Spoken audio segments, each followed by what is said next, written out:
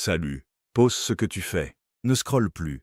Parce que ce que tu as ressenti ces dernières 6 heures, ce malaise soudain, cette fatigue inexpliquée, cette sensation étrange dans ton corps, ce n'était pas normal. Et tu le sais. Comme si quelque chose essayait de te ralentir. Comme si une présence invisible voulait te voir tomber. Mais écoute-moi bien, élu. Tu n'étais pas censé tenir debout aujourd'hui. Tu étais censé être cloué, affaibli, presque détruit. Mais tu es encore là, alors avant d'aller plus loin, écris en commentaire un seul mot. Protégé. Ce que tu traverses en ce moment doit être corrigé dans ta compréhension. Sinon, tu vas continuer à lutter contre la mauvaise chose. Tu as interprété les signes comme une dégradation, comme une perte de force, comme un affaiblissement progressif. Tu as peut-être même commencé à te demander si tu étais en train de reculer, de perdre ce que tu avais construit intérieurement.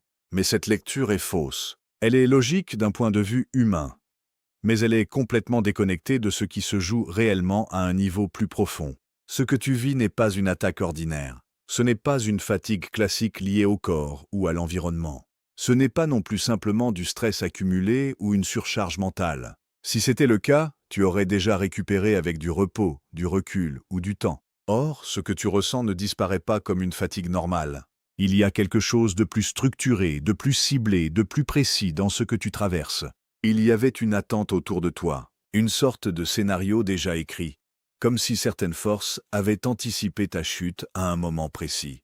Pas une chute aléatoire, mais une interruption programmée. Une période où tout devait s'arrêter pour toi, où ton élan devait être coupé, où ta progression devait être stoppée net. Cette attente n'était pas visible, mais elle était réelle. C'est comme si un verdict silencieux avait été posé sur ta trajectoire. Maintenant, il ou elle doit tomber. Ce type de dynamique ne se voit pas avec les yeux physiques. Elle se manifeste indirectement, par des blocages inhabituels, par une lourdeur qui ne correspond pas à ton état normal, par une perte d'élan qui semble venir de nulle part. Mais ce que tu n'as pas encore réalisé, c'est que ce processus a été interrompu. Quelque chose a empêché ce scénario d'aller jusqu'au bout. Et ce quelque chose n'est pas une coïncidence, ni une simple résistance personnelle. Ce n'est pas toi qui as tenu bon par hasard. Ce n'est pas une question de volonté ou de force mentale. Ce qui s'est passé dépasse complètement ce niveau. Dieu a dit non. Pas de manière symbolique, pas de manière vague, mais de manière directe, ferme et sans appel. Et quand cette décision est prise à ce niveau, elle ne se discute pas, elle ne se négocie pas, elle ne s'ajuste pas en fonction des circonstances. Elle bloque, elle stoppe, elle annule. Même si le processus était déjà en cours, même si les effets avaient déjà commencé à apparaître dans ta vie, même si tout semblait aller dans le sens de cette chute annoncée, quand Dieu dit non, ce qui était en train de se produire s'arrête immédiatement, même si, de ton point de vue, les signes semblent encore présents. C'est là que ton interprétation a été faussée. Tu as vu les symptômes d'un processus interrompu, et tu les as pris pour une preuve qu'il était encore actif. Tu as ressenti une baisse d'énergie, et tu as conclu que tu étais en train de perdre ta force. Tu as remarqué un ralentissement, et tu as pensé que tu étais bloqué. Tu as vécu un retrait, et tu as cru que tu étais abandonné, alors qu'en réalité, tu étais protégé. Ce que tu appelles affaiblissement est en réalité une mise sous protection. Ce que tu appelles blocage est en réalité une suspension contrôlée. Ce que tu appelles confusion est en réalité une limitation volontaire de certaines influences autour de toi. C'est comme si ton système avait été isolé temporairement. Pas pour te punir, pas pour te ralentir sans raison, mais pour empêcher que ce qui avait été lancé contre toi ne t'atteigne pleinement. Imagine un système qui détecte une menace sérieuse. La réaction n'est pas de continuer comme si de rien n'était. La réaction, c'est de réduire l'activité, de fermer certaines portes, de limiter les interactions, de mettre en pause ce qui peut l'être pour éviter une propagation. C'est exactement ce qui s'est produit. Ton âme a été placée dans une forme de quarantaine stratégique. Et cette quarantaine a des effets. Elle peut donner l'impression d'un isolement. Elle peut réduire ton envie de faire certaines choses. Elle peut créer une sensation de distance entre toi et ce qui t'entoure. Elle peut ralentir ton rythme habituel. Mais ces effets ne sont pas des pertes. Ce sont des ajustements de sécurité. Le problème, c'est que tu as essayé de lutter contre ces ajustements au lieu de les comprendre. Tu as essayé de forcer un retour à la normale, alors que la situation nécessitait une adaptation.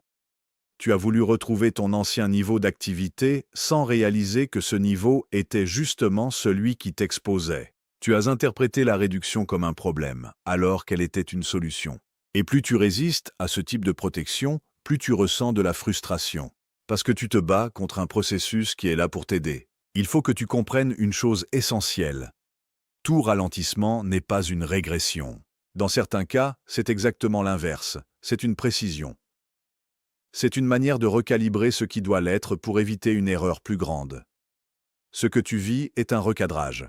Pas une destruction. Pas une perte. Un recadrage. Ton rythme a été ajusté. Tes accès ont été limités. Tes interactions ont été filtrées. Et même ton énergie a été régulée. Pas parce que tu es faible, mais parce que quelque chose devait être empêché. Tu n'as pas été laissé exposer. Tu as été couvert. Mais cette couverture ne ressemble pas à ce que tu imaginais. Tu pensais que la protection serait visible, que tu te sentirais plus fort, plus stable, plus clair. Or ici, la protection passe par une réduction de certaines capacités temporaires. Et ça, c'est difficile à accepter si tu ne comprends pas le mécanisme, parce que tu associes automatiquement moins à mauvais. Moins d'énergie, problème. Moins d'envie, problème. Moins de clarté, au problème. Alors que dans ce contexte précis, ces moins sont des outils. Ils empêchent certaines connexions. Ils réduisent certaines influences. Ils limitent certaines expositions. Et surtout, ils cassent le timing de ce qui était censé se produire contre toi. Le timing, c'est un élément clé. Ce qui avait été programmé contre toi devait se produire à un moment précis, dans des conditions précises. Si ces conditions ne sont plus réunies, le processus perd en efficacité. Et c'est exactement ce qui a été fait. Tes conditions ont été modifiées. Pas pour te bloquer, mais pour désynchroniser ce qui te visait. C'est pour ça que tu ressens ce décalage. Comme si tu n'étais plus aligné avec ton environnement. Comme si quelque chose ne collait plus. Ce n'est pas un dysfonctionnement, c'est une désynchronisation volontaire. Tu as été retiré d'un flux qui ne t'était pas favorable. Et tant que tu es dans cette phase, tu ne peux pas fonctionner comme avant. C'est normal. Ce qui ne serait pas normal, c'est que tu continues exactement comme si rien ne s'était passé. Parce que ça voudrait dire que tu es resté exposé. Or tu ne l'es plus de la même manière. Il y a eu une intervention. Silencieuse. Invisible, mais réelle. Et maintenant, la question n'est pas « pourquoi je me sens comme ça ?» La vraie question c'est « qu'est-ce qui a été empêché ?» Parce que tu ne vois que ce que tu ressens, mais tu ne vois pas ce que tu as évité. Tu ne vois pas l'impact que cette interruption a eu. Tu ne vois pas ce qui aurait pu se produire si rien n'avait été stoppé. Et c'est pour ça que tu minimises ce que tu vis. Tu penses que c'est un problème, alors que c'est une preuve. Une preuve que tu n'as pas été laissé sans intervention. Une preuve que tout ne dépend pas uniquement de toi. Une preuve que certaines décisions sont prises à un niveau qui dépasse ta perception immédiate. Maintenant, il y a un ajustement à faire de ton côté. Tu dois arrêter de qualifier cet état comme un échec. Tu dois arrêter de te juger à partir de critères qui ne s'appliquent pas à cette phase. Tu dois comprendre que tu es dans une transition contrôlée, pas dans une perte de contrôle. Et cette nuance change tout. Parce que si tu continues à penser que tu es en train de perdre quelque chose, tu vas agir comme quelqu'un qui est en train de perdre. Tu vas paniquer, tu vas forcer, tu vas t'épuiser inutilement. Alors que si tu comprends que tu es en train d'être préservé, tu vas adapter ton comportement. Tu vas observer, tu vas respecter le rythme. Tu vas arrêter de te battre contre un processus qui te protège. Et surtout, tu vas arrêter de tirer des conclusions trop rapides. Parce que ce que tu ressens maintenant n'est pas le résultat final. C'est une phase précise, avec un objectif précis. Et tant que tu restes dans une mauvaise lecture, tu ne peux pas en tirer le bénéfice. Le recadrage est obligatoire, sinon tu vas continuer à te tromper sur toi-même, et le danger n'est pas ce que tu vis. Le danger, c'est l'interprétation que tu en fais. Prends cette image au sérieux, mais analyse-la correctement. Ce n'est pas juste une scène inspirante, c'est une structure de compréhension. Quand on parle d'un héros isolé dans une pièce sombre, il ne s'agit pas d'un effet dramatique inutile. C'est une configuration précise qui sert un objectif spécifique.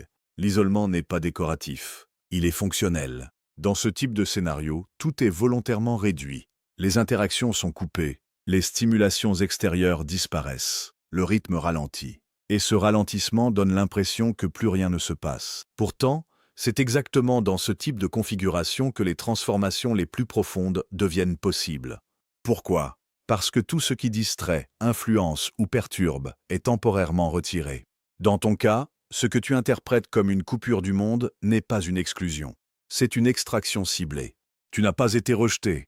Tu as été retiré d'un environnement qui ne permettait plus le type d'ajustement dont tu avais besoin. C'est une différence importante. Quand quelqu'un est rejeté, il est laissé sans structure. Quand quelqu'un est extrait, il est déplacé vers une autre structure. Et cette structure, même si elle semble vide, est en réalité extrêmement active. Le silence que tu ressens n'est pas une absence d'activité, c'est une absence de bruit inutile. Ce silence permet un travail de précision, parce que tant que tout est bruyant autour de toi, tu ne peux pas distinguer ce qui doit réellement être corrigé. Ce qui se passe dans cette pièce sombre, c'est un recalibrage. Pas émotionnel seulement, pas mental uniquement. Global. Tes réactions sont observées, tes automatismes sont exposés, tes dépendances deviennent visibles. Tes réflexes habituels perdent leur efficacité, et tout ça n'arrive pas pour te déstabiliser gratuitement. Ça arrive pour identifier ce qui doit être modifié. Quand tu es dans ton environnement habituel, tu compenses sans t'en rendre compte. Tu ajustes en permanence, tu t'adaptes aux circonstances. Et du coup, certains déséquilibres restent invisibles, parce qu'ils sont masqués par ton activité. Mais quand tout s'arrête, ces déséquilibres apparaissent. Et c'est là que le travail commence. Le terme « reprogrammer » doit être compris correctement. Il ne s'agit pas de te transformer en quelqu'un d'autre. Il s'agit de corriger certaines séquences internes qui ne sont plus adaptées à ce que tu es censé devenir. Tu avais des réactions automatiques. Certaines étaient utiles, d'autres non. Certaines te faisaient avancer, d'autres te limitaient. Et tant que tu étais en mouvement constant, ces deux types de réactions coexistaient sans être triées. Maintenant, elles sont isolées. Et ce tri est en cours. C'est pour ça que tu peux te sentir différent sans comprendre pourquoi. Parce que certaines réponses habituelles ne sont plus accessibles de la même manière. Ce n'est pas que tu les as perdues, c'est qu'elles sont en cours de réévaluation. Le renforcement dont il est question ici n'est pas un ajout brut de force. Ce n'est pas quelque chose qui vient de l'extérieur et qui s'ajoute à toi. C'est une consolidation. Ce qui est déjà en toi est restructuré pour être plus stable, plus cohérent, plus précis. Et cette consolidation passe souvent par une phase où tu te sens moins solide. C'est contre-intuitif, mais c'est logique. Quand une structure est renforcée, elle est d'abord démontée partiellement. Sinon, tu ne peux pas corriger les points faibles. Donc, pendant cette phase, tu peux avoir l'impression que tu es moins stable qu'avant. Mais en réalité, tu es en train d'être stabilisé à un niveau plus profond. L'alignement, lui, concerne la cohérence entre ce que tu es, ce que tu fais et ce que tu es censé faire. Avant, il pouvait y avoir des écarts, des actions qui ne correspondaient pas totalement à ta direction, des choix influencés par des éléments externes, des décisions prises par automatisme. Ces écarts ne sont pas toujours visibles quand tout va vite, mais dans une phase d'isolement, ils deviennent évidents. Et une fois qu'ils sont identifiés, ils sont corrigés. Pas forcément de manière confortable, mais de manière efficace. L'image du métal dans le feu est utile, mais elle doit être comprise avec précision. Le feu représente une intensité, pas forcément une souffrance. Une intensité de transformation. Le métal est exposé à une température qui modifie sa structure interne. Si la température est trop basse, rien ne change. Si elle est trop élevée, le métal est détruit. Donc il y a un niveau exact à atteindre. Et surtout, un timing précis pour retirer le métal. Ce timing, tu ne le contrôles pas. Et c'est là que beaucoup de gens se trompent. Ils pensent qu'ils doivent tenir jusqu'à un certain point, ou qu'ils doivent sortir par eux-mêmes de cette phase. Mais dans cette analogie, le métal ne décide pas quand il sort du feu, il est retiré au moment exact où la transformation nécessaire est atteinte. Pas avant, pas après. C'est pour ça que tu peux avoir l'impression que ça dure, parce que tu n'as pas la visibilité sur ce qui est en train d'être ajusté. Tu ne vois que la sensation, pas le processus. Et comme tu ne vois pas le processus, tu penses qu'il ne se passe rien, ou pire, que quelque chose ne va pas, alors que c'est précisément l'inverse. Il se passe quelque chose de très précis, mais pas visible de l'extérieur. La notion de salle secrète est importante ici, parce que ce que tu vis n'est pas destiné à être compris ou validé par ton environnement actuel. Si tu essayes d'expliquer cet état à quelqu'un qui fonctionne uniquement sur des repères externes, il va mal interpréter. Il va te dire que tu es fatigué, que tu dois te reposer, que tu es stressé, que tu dois changer d'air. Ce sont des réponses logiques à un niveau de surface, mais elles ne correspondent pas à la profondeur du processus. C'est pour ça que cette phase est souvent silencieuse, pas parce qu'il n'y a rien à dire, mais parce que ce qui se passe n'est pas traduisible facilement. Le terme laboratoire est encore plus précis. Un laboratoire, ce n'est pas un lieu de repos, c'est un lieu d'expérimentation, d'ajustement, de test. Il y a des modifications, des observations, des corrections, et parfois des erreurs corrigées immédiatement. C'est un environnement contrôlé. Et c'est exactement ce que tu es en train de traverser. Un environnement contrôlé où certaines variables sont ajustées. Ton niveau d'exposition, ton rythme, tes interactions, ton énergie. Tout est régulé. Pas pour te limiter définitivement, mais pour permettre une transformation spécifique. Le problème, encore une fois, vient de l'interprétation. Si tu prends cet environnement comme une prison, tu vas ressentir de la frustration. Si tu le prends comme un laboratoire, tu vas commencer à observer. Et cette observation change ton positionnement. Au lieu de subir, tu analyses. Au lieu de résister, tu comprends. Et plus tu comprends, moins tu crées de friction inutile. Parce que la friction vient souvent de la résistance à quelque chose qu'on ne comprend pas. Ici, il n'y a pas besoin de résister. Il y a besoin de reconnaître. Reconnaître que tu es dans une phase spécifique. Reconnaître que cette phase a une fonction. Reconnaître que cette fonction ne correspond pas aux critères habituels de performance ou de progression. Et surtout, reconnaître que ce que tu ressens n'est pas un indicateur fiable de ce qui est réellement en train de se produire. Parce que tes sensations sont influencées par la réduction d'activité, par le silence, par le ralentissement. Mais le processus, lui, continue. Même si tu ne le perçois pas, même si tu ne le comprends pas encore complètement, ce n'est pas une fin, ce n'est pas un arrêt, c'est une phase intermédiaire, une phase précise, avec un début, avec un déroulement et avec une sortie. Mais cette sortie ne dépend pas de ton impatience, elle dépend de la complétion du processus. Et tant que ce processus n'est pas terminé, l'environnement reste stable. C'est pour ça que tu dois arrêter de chercher à sortir de cette pièce. Ce n'est pas une porte que tu dois ouvrir, c'est une transformation que tu dois laisser se terminer. Et plus tu coopères avec ce processus, plus il devient fluide. Pas plus rapide, mais plus fluide. Moins de résistance, moins de confusion, plus de clarté progressive. Et à un moment précis, sans que tu aies besoin de forcer, quelque chose va changer. Pas brutalement, mais clairement. Et tu comprendras rétrospectivement que cette phase n'était pas une perte de temps, ni un moment vide, mais un point de bascule qui ne pouvait pas se produire autrement. Il faut être direct ici, parce que c'est le point que la plupart des gens évitent. Ce que tu vis ne peut pas être compris uniquement comme quelque chose qui vient de l'extérieur. Il y a aussi une ouverture interne qui a rendu possible cette tentative d'interruption. Et cette ouverture n'est pas consciente. Elle est subtile, partielle, et souvent masquée par de bonnes raisons. Quand on dit qu'une partie de toi avait accepté la chute, il ne s'agit pas d'un choix clair du type « je décide d'abandonner ». Ce serait trop simple. C'est plus discret que ça. C'est une accumulation de fatigue, de lassitude, de micro-renoncements qui, mis bout à bout, créent une disponibilité à lâcher. Tu n'as pas décidé de tout arrêter. Mais tu as peut-être commencé à te dire que ralentir définitivement ne serait pas si grave. Que redevenir normal serait plus simple. Que ne plus porter certaines responsabilités te soulagerait. Et ces pensées, même si elles semblent anodines, ont un effet réel. Elles créent une faille. Pas une faille totale, mais une ouverture suffisante. C'est dans ce type d'ouverture que certaines dynamiques tentent de s'insérer.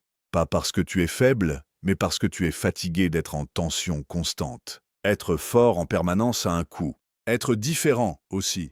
Et à un moment, une partie de toi commence à chercher une sortie plus confortable. Cette partie n'est pas mauvaise. Elle cherche du repos. Mais elle ne fait pas toujours la différence entre repos et régression. Et c'est là que le problème apparaît. Parce que revenir en arrière peut donner une sensation temporaire de soulagement. Moins d'exigence, moins de pression, moins d'écart avec les autres. Tu redeviens plus lisible, plus acceptable. Tu rentres à nouveau dans des cadres qui ne te demandent pas de dépasser certaines limites. Mais ce confort a un prix. Il réduit ton potentiel. Il limite ton expansion. Et surtout, il te maintient dans une version de toi qui n'est plus alignée avec ce que tu es en train de devenir. Cette ancienne version, il faut la définir clairement. Ce n'est pas juste toi dans le passé. C'est une configuration, une manière de penser, une manière de réagir, une manière de te positionner face au monde. Elle était adaptée à une certaine phase, mais elle ne l'est plus. Le problème, c'est que même si tu évolues, cette version ne disparaît pas automatiquement. Elle reste active en arrière-plan. Elle continue d'influencer certaines décisions. Elle continue de proposer des réponses familières. Et dans des moments de fatigue, c'est elle qui reprend le dessus. Parce qu'elle consomme moins d'énergie. Elle est connue, prévisible. Elle ne te met pas en danger socialement. Elle ne t'expose pas. Donc quand tu es épuisé, ton système a tendance à revenir vers ce qui est le plus simple à gérer. C'est un mécanisme normal, mais dans ton cas, ce mécanisme devient un frein, parce que cette version plus petite de toi n'est pas neutre. Elle est limitante, elle te pousse à réduire ton impact, à minimiser ta portée, à éviter certaines prises de position, à rester dans des zones où tu n'as pas à te confronter à ton propre potentiel. Et ce n'est pas toujours conscient. Parfois, ça passe par des justifications très rationnelles. Ce n'est pas le bon moment. Je suis trop fatigué. Je verrai plus tard. Ce n'est pas si important. Ces phrases semblent raisonnables. Mais répétées, elles construisent un schéma de report, un schéma de retrait. Et ce schéma ouvre une porte. C'est cette porte qui a été utilisée. Pas parce que tu l'as volontairement laissée ouverte, mais parce que tu n'as pas vu qu'elle s'ouvrait. Il faut aussi comprendre une chose importante. Cette ancienne version de toi n'a pas envie de disparaître. Elle a une fonction. Elle t'a protégé à un moment donné. Elle t'a permis de t'adapter, de survivre dans certains contextes, donc elle considère qu'elle est utile.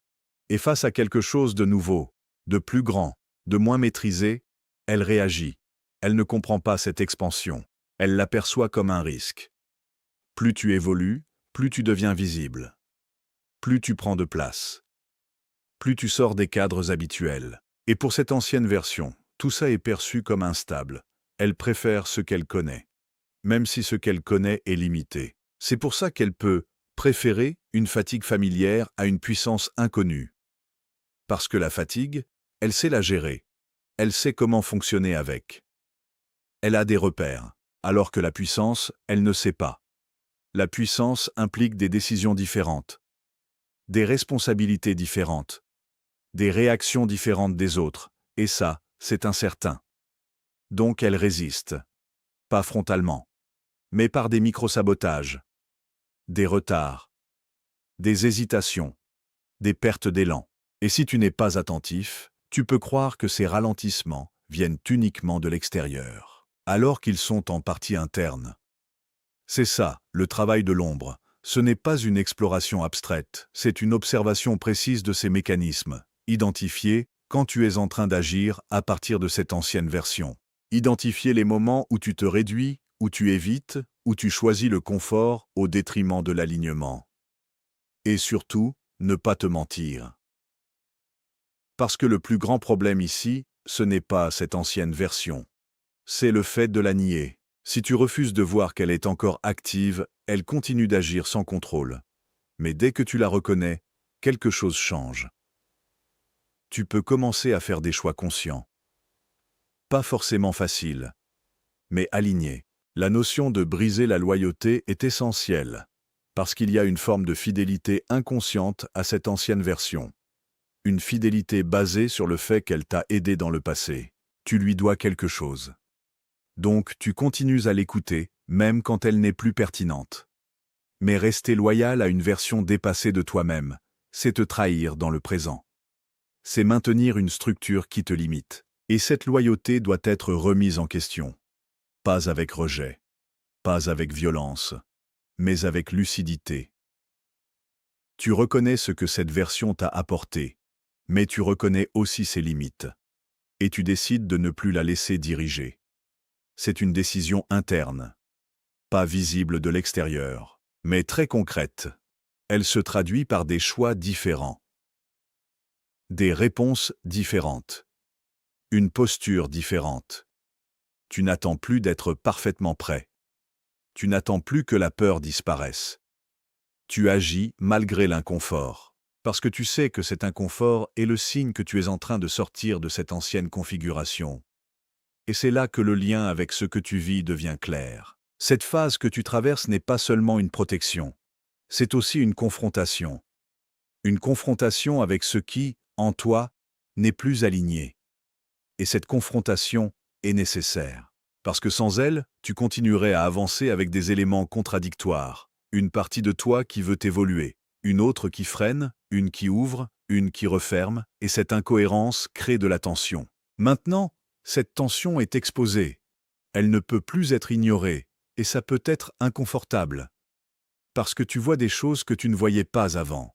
Tu réalises certains schémas, certaines excuses, certains évitements. Mais cette prise de conscience est une étape, pas une condamnation. Tu n'es pas en train d'être jugé, tu es en train de voir clair. Et voir clair, c'est ce qui te permet de changer. Pas instantanément, mais progressivement. Avec précision. Donc, quand on dit que cette loyauté doit être brisée, il ne s'agit pas de te rejeter toi-même. Il s'agit de mettre fin à une dépendance interne, à une manière de fonctionner qui ne correspond plus à ta direction. Et ça, c'est une responsabilité que personne ne peut prendre à ta place. Parce que même si des protections sont mises en place, même si des processus sont interrompus, la décision interne de ne plus retourner en arrière t'appartient. C'est ça, le point clé. Tu n'es pas seulement protégé contre quelque chose d'extérieur. Tu es aussi amené à te positionner face à toi-même. Et cette position va déterminer la suite. Pas en théorie. Dans des choix concrets. Dans des moments précis. Là où tu aurais habituellement choisi le confort. Là où tu aurais réduit. Là où tu aurais reporté. C'est là que la rupture de loyauté se joue. Pas dans les grandes déclarations, mais dans les micro-décisions. Celles que personne ne voit, mais qui, accumulées, redéfinissent complètement ta trajectoire. Il faut clarifier ce point sans exagération ni confusion. Ce que tu appelles verdict ne doit pas être compris comme une garantie absolue que plus rien ne peut t'atteindre ou que tout devient automatiquement facile. Ce type de lecture crée de fausses attentes et peut te rendre moins vigilant. Ce qui est réel, en revanche, c'est qu'il y a eu une interruption d'un scénario défavorable et un basculement dans la manière dont tu es positionné face à ce que tu traverses. Quand on dit « tu ne tomberas pas », cela ne signifie pas que tu ne rencontreras plus de difficultés. Cela signifie que ce qui était censé provoquer une chute définitive a été stoppé. Il y a une différence entre traverser une phase difficile et être détruit par elle. La première reste possible. La seconde a été évitée. Quand on dit « tu ne seras pas atteint », cela ne veut pas dire qu'aucun impact ne sera ressenti. Tu as déjà ressenti des effets. Tu peux encore en ressentir. Mais ces effets ne vont pas te définir, ni t'emmener vers l'issue qui était prévue initialement. Ils sont contenus, limités et surtout réorientés. L'idée d'être utilisé comme preuve d'échec est importante à corriger aussi.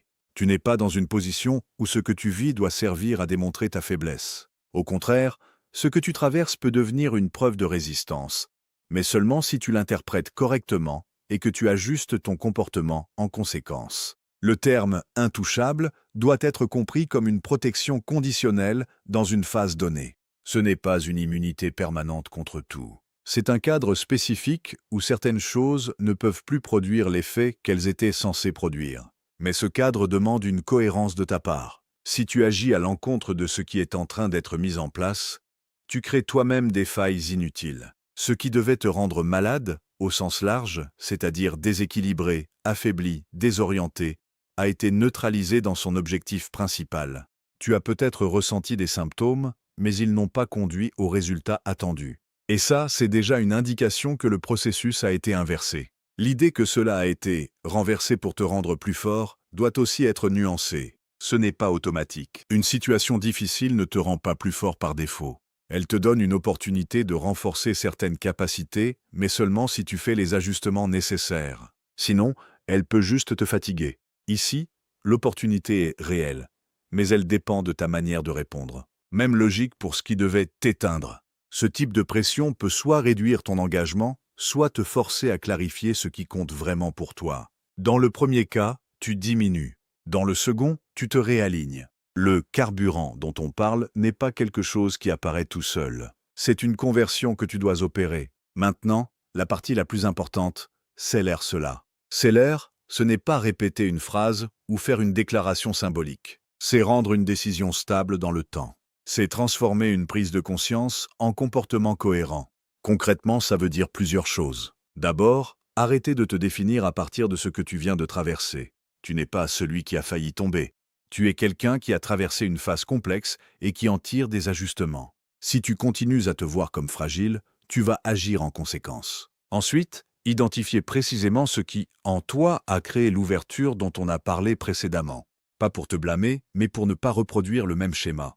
Si tu ignores cette partie, tu restes exposé à des dynamiques similaires. Ensuite, ajuster ton rythme de manière intelligente. Ni retour brutal à une intensité maximale, ni maintien dans une inertie prolongée. Il s'agit de reconstruire une stabilité progressive. Tester ce que tu peux reprendre, observer comment tu réagis et ajuster sans te forcer inutilement. Il y a aussi une dimension de discipline. Pas une discipline rigide, mais une cohérence minimale dans tes actions. Si tu veux stabiliser ce qui a été enclenché, tu ne peux pas fonctionner uniquement à l'envie ou à la motivation du moment. Tu dois installer des repères simples et t'y tenir. Autre point essentiel, filtrer ce à quoi tu t'exposes. Si certaines influences ont contribué à ton déséquilibre, il est logique de limiter leur impact. Pas de manière paranoïaque, mais de manière lucide. Tu n'as pas besoin de rester en contact constant avec ce qui te tire vers le bas. Enfin, accepter que tout ne soit pas immédiatement clair. Tu es dans une phase où certaines choses se mettent en place progressivement. Chercher une compréhension totale trop vite peut te pousser à des conclusions erronées. Le verdict n'est pas une fin en soi, c'est un point de bascule. Ce qui compte maintenant, c'est ce que tu en fais. Si tu restes passif, tu risques de perdre le bénéfice de cette interruption. Si tu deviens excessif, tu peux te fatiguer inutilement. Si tu restes lucide et cohérent, tu consolides. Donc au lieu de te concentrer sur des formules fortes, concentre-toi sur des actions précises. Qu'est-ce que tu arrêtes? Qu'est-ce que tu continues? Qu'est-ce que tu ajustes? C'est ça, c'est l'heure. Pas un moment, un processus. Et ce processus commence maintenant, mais il se valide dans la durée. Répète après moi, à voix haute. Ce qui était envoyé contre moi est annulé. Je suis protégé, je suis choisi. Et rien ne peut interrompre ce que Dieu a décidé pour moi. Si tu ressens que ce message était pour toi, ne pars pas en silence. Écris en commentaire, protégé. C'est plus qu'un mot, c'est une déclaration, et n'oublie jamais. Ce qui t'a frôlé aujourd'hui n'avait pas l'autorisation de te toucher. Et ça change tout.